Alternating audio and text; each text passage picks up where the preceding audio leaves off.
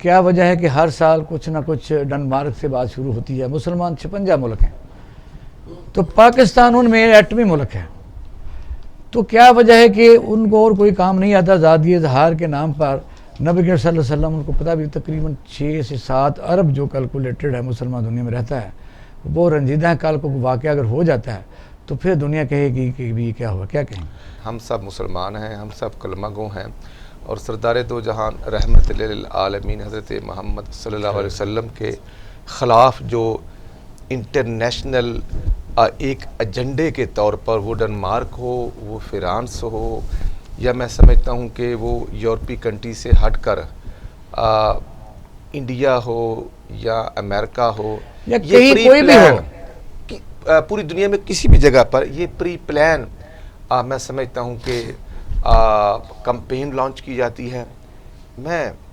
بطور اپوزیشن ممبر، بطور پاکستانی یہ عرض کرنا چاہتا ہوں کہ بالکل پرائم منسٹر عمران خان نیائی صاحب کو اس ایشو پر بولڈ سٹیپ لینا چاہیے۔ الحمدللہ پاکستان ایٹمی طاقت ہے،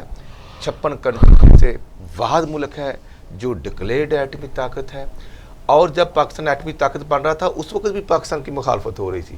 جب پاکستان بن رہا تھا اس وقت بھی مخالفت ہو رہی تھی۔ لہذا آج پاکستان اسلام کا قلعہ ہے، اور میں اپنی OIC کو سے بھی گزارش کرتا ہوں کہ وہ بھی اپنا پوزیٹو اور کلیدی کردار ادا کریں، اور ہمیں فوری طور پر جو سفیر ہے فرانس کا اس کو شٹ اپ کال دے کر اس کو وقتی طور پر ہمیں بھیج دینا چاہیے۔ دیکھیے جس طرح رانا صاحب نے کہا، یقیناً یہ جو فعل ہے یہ قابل مذمت ہے، اور اس کی جتنی بھی مذمت کی جائے وہ کم ہے۔ یہ آزادی اظہار کے زمرے میں نہیں آتا کہ آپ ہمارے پیارے نبی صلی اللہ علیہ وسلم جن کے لیے کائنات تخلیق ہوئی ہے، اور یہ پہلی دفعہ نہیں ہوا، پہلے بھی اس قسم کے واقعات ہو چکے ہیں فرانس کے، لیکن لوگ انجام کو بھی پہنچتے رہے، انجام کو بھی پہنچے ہیں۔ اب میرا خیال ہے کہ اب وقت آ گیا کہ جو ہماری OIC ہے، جیسے رانا صاحب نے کہا، ان کو اسٹیپ فارورڈ کرنا چاہیے، آگے بڑھنا چاہیے، اور دو ٹوک الفاظ میں دنیا کے ساتھ اس چیز کو شیئر کرنا چاہیے۔ یونائٹڈ نیشن میں، سیکورٹی کونسل میں اس ایشو کو لے کے جانا چاہیے کہ ان سے ہماری دل آزاری ہوتی ہے، اور پھر ہمارے جذبات بھڑکتے ہیں۔ جب جذبات بڑھتے ہیں تو ظاہر ہے ایک جو مذہب، وہاں بھی مسلمان رہتے ہیں فرانس میں، ہمارا کیا ہو سکتا ہے؟ اس پر رد عمل دینا ہمارے مذہب کا اور ہماری پھر کہیں گے دہشت گردی حصہ ہے۔ پھر یہ کہتے ہیں کہ یہ اسلامک فوبیا ہے، یا وہ کہتے ہیں یہ دہشت گرد ہیں، یہ فنڈامنٹلسٹ ہے۔ بھئی آپ ہمیں بناتے ہیں، آپ ہمیں مجبور کرتے ہیں ریکشن اب دینے کی کیا ضرورت ہے؟ یہ سب سے زیادہ یہ ہمارا جو اسلام ہے وہ ہمیں مذہبی رواداری کا درس دیتا ہے، کیونکہ ہمارے نبی پاک صلی اللہ علیہ وسلم کے جب انہوں نے اسٹیٹ قائم کی تھی، وہاں پہ جو بھی غیر مسلم تھے ان کے بھی اتنے حقوق تھے جتنے کہ مسلمانوں کے تھے۔ اور یہ لوگ پتہ نہیں کس کی بات کرتے ہیں، انہوں نے مسلمانوں کو اتنی تکلیف پہنچائی ہے، اتنی زیادہ ان کے جذبات مجروح ہوئے ہیں کہ جتنے اس پوری دنیا میں مسلمان ہیں نا، ان کو شدید تکلیف پہنچی ہے۔ میں اپنی بات کروں تو میں 2 دن سے میں مسلسل روتی ہوں، تھوڑی دیر کے بعد مجھے رونا آ جاتا ہے جب یہ بات ہوتی ہے۔ تو یہ لوگ نا عشق نہیں سمجھتے کہ ہم جو مسلمان ہیں ہم اپنے نبی کی ذات سے کتنی محبت کرتے ہیں۔ ان کو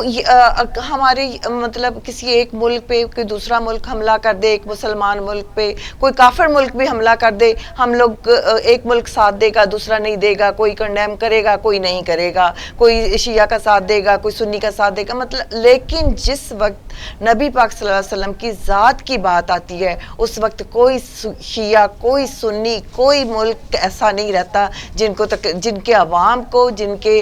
حکومتوں کو اس سے فرق پڑتا ہے۔ اور جس طرح کے پرائم منسٹر صاحب نے جس طرح انہوں نے نام لے کر وہ شروع سے اسلاموفوبیا پہ بات کی، جس طرح آپ نے دیکھا کہ وہ UNO میں بھی انہوں نے اس پہ تفصیل سے بات کی کہ ہمارے جذبات مجروح ہوتے ہیں، آپ لوگ نہیں سمجھ سکتے کہ ہم اپنے نبی سے کس طرح کا عشق کرتے ہیں۔ تو اس طرح انہوں نے نام لے کے، جس طرح اس کو کیمرون کو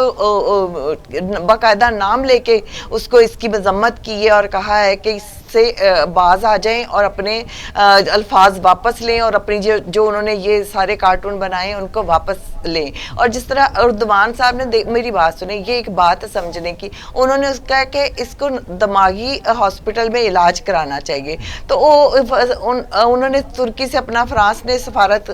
سفیر کو واپس بلا لیا. تو اگر وہ اپنے صدر کی شان میں گستاخی نہیں برداشت کر سکتے تو ہمارا تو عشق جو ہے وہ کس مقام پہ اپنے نبی کی ذات سے, یہ ان کو سمجھ نہیں آتی کہ ہمارے جذبات کو وہ کتنا مجروح کرتے ہیں.